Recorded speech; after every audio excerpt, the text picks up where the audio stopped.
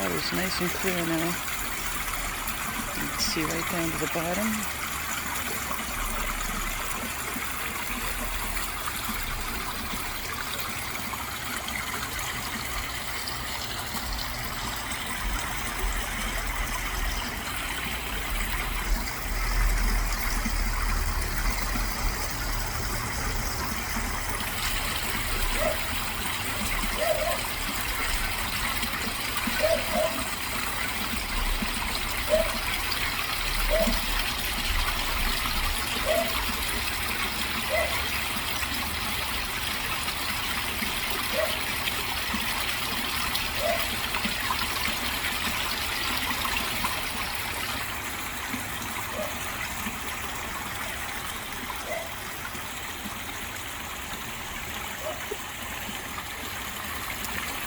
So I took off the old batting that I laid down there, the quilt batting,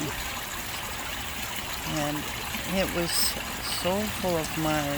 It was running off into big, thick pockets off to the side.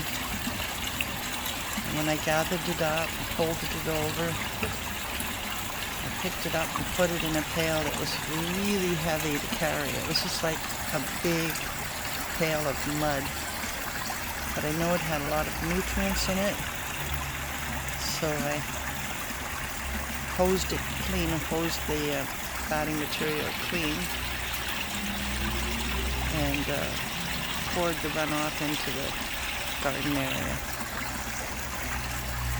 I think that's why this bush has just grown so tremendously in the last couple of years. Look at that. It was almost dying at one point. There was not much left of it. And now it's very, very much alive, healthy, thick.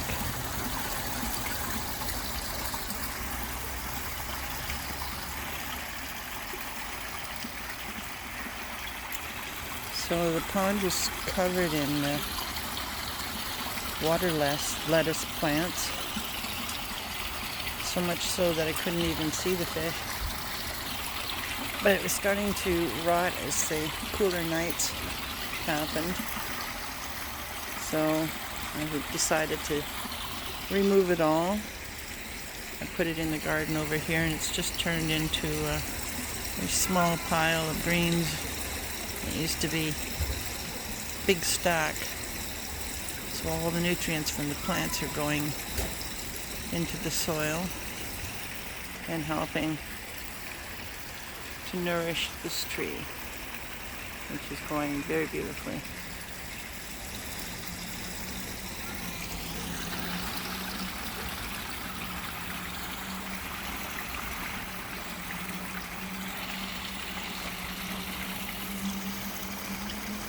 And before long, it will be really cold, and I'll have to put my pond heater in. It floats and heats the water just enough so that it won't freeze. So I can have 3 feet of snow all around the pond, freezing cold temperatures, and that water would still be free flowing, as will the waterfalls, which goes all winter, providing oxygen for the fish.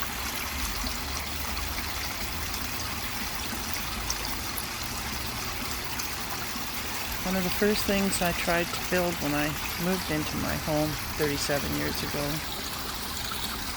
was a pond. There was nothing in the front yard, so I dug a hole and I grabbed a tarp,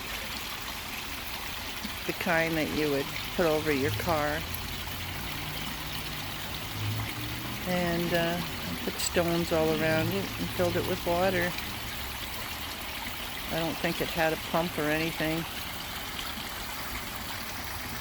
And that was my very unsophisticated first pond. And then when I got into this band with a friend of mine who does landscaping, I had him put this pond in. And actually it was attached to another pond, very small one, right over here behind the tree. It was just a small one, and there was a little bridge connecting the two, you see. I took the little footbridge out because it was problematic for some of my older friends to negotiate. And I figured it probably would be difficult for me as I got older. And there was also another pond that appeared to be going under the deck and was here. It filled up this whole space, and there was a waterfalls at the very back there in that narrow section with rocks all built up high and the water pouring down, ending up in the pond. And every time I would clean the big pond over there, I would put all the fish into the little pond, and then I would take all the water out of the big pond and scrub it down when I got to the last little bits, and then fill it up with water and let that sit for a couple of days, and then put the fish back. And during that time, my fish always ended up laying eggs or having babies, whatever they do. And all of a sudden I would notice all these babies, because they were thinking, oh my gosh, something's happening, we better reproduce. So I ended up with way too many fish and ended up giving away a lot of them, selling some of them. But it was kind of cool because it looked like it was one big body of water going from way back there underneath this deck and coming out there and over there near the house. But it became too much work, and it took three pumps as well. So I removed the one that was over by the house, and I removed the one at the back and planted this tree, and just left it at this one lovely pond. And I love the sound of the water. It relaxes me. I believe it creates negative ions, which helps you feel good. I know it can lull me off to sleep listening to the sound.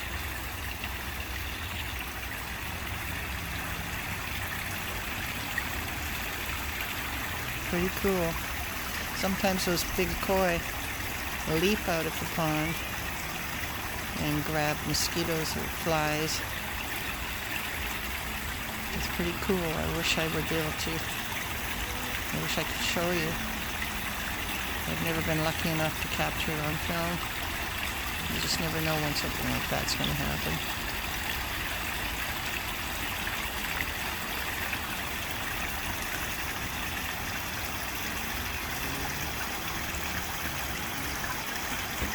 I love the way the light plays on the water. Beautiful. And at night time, I have a light right here, that little light, and it sheds light in whatever colors you want: red, green, blue, yellow, white.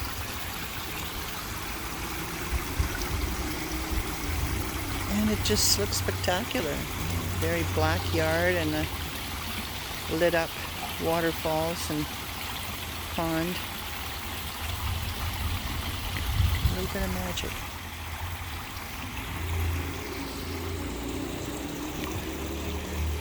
The trees are turning.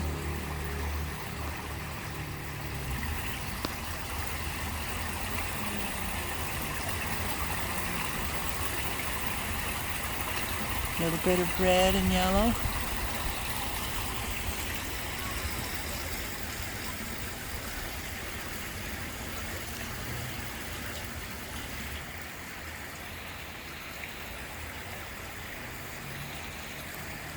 There we go.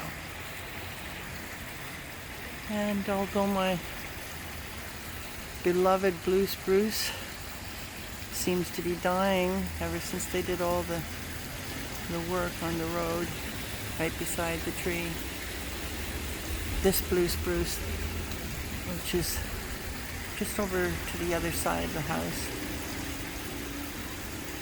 is beautiful and doing very, very well. Thank heavens. It's a real heartbreaker watching my beautiful blue spruce starting to fail.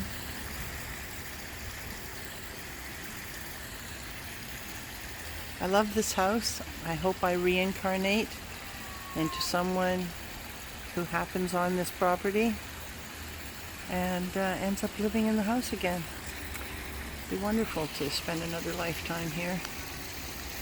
That's how much I love this place.